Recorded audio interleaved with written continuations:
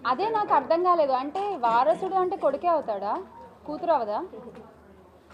అది ఏమో మరి మెగాస్టార్ చిరంజీవి గారు ఏ ఉద్దేశంతో అన్నారో నాకు తెలియదు. కానీ వారసుడు అనేవాళ్ళు కొడుకులే అవ్వాలి అనేటువంటి ఒక ఆలోచన నుంచి అందరూ బయటకు వస్తే బాగుంటుంది. ఇంత ఇంత మహిళలు ఇంత అభివృద్ధి చెందుతూ ఇంత ముందుకు నడుస్తున్న ఈ రోజుల్లో కూడా వాళ్ళ ఇంట్లో వాళ్ళ కోడలే ఉంది. ఉపాసన గారు ఎంత చక్కగా రన్ చేస్తున్నారండి. ఒక డైనమిక్ లేడీ, ఒక ఉమెన్. వాళ్ళ మదర్స్ కానీ వాళ్ళ సిస్టర్స్ కానీ వారసులు ఖచ్చితంగా ఎవరన్నా అవ్వచ్చు, అది కొడుకే అవ్వాల్సిన అవసరం లేదు అనేది నా అభిప్రాయం. మరి ఆయన ఏ ఉద్దేశంతో అన్నారో మనకు తెలియదు కదా. మనం అంటే నిన్న నేను ఆల్రెడీ నా ప్రెస్ మీట్లో మాట్లాడడం జరిగిందండి. ఒకళ్ళు మాట్లాడేటువంటి వ్యాఖ్యల వల్ల మొత్తం వ్యవస్థ దెబ్బతినకూడదు.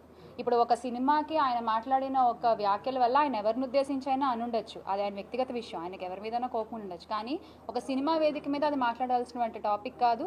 దానివల్ల ఇప్పుడు ఏమైంది, కోపం వచ్చేవాళ్ళు కోపం వచ్చింది, వాళ్ళు మేము సినిమా చూడం అంటున్నారు. సినిమా చూడకపోతే ప్రొడ్యూసర్కి డబ్బులు రావు, అప్పుడు ప్రొడ్యూసర్ ఇంకో సినిమా తీయలేడు. ఒక సినిమా మీద కొన్ని వందల కుటుంబాలు బతుకుతూ ఉంటాయి. ఆ ఉపాధిని అంతటినీ కూడా ఒక మాట పోగొట్టుకోకూడదు కదా. ఇది ఖచ్చితంగా తప్పే, అది ఎవరు మాట్లాడినా తప్పే. సినిమా వేదికలపైన రాజకీయాలు అనేది ఎవరు మాట్లాడినా తప్పే, అది ఏ పార్టీ వాళ్ళైనా సరే. This is my stand.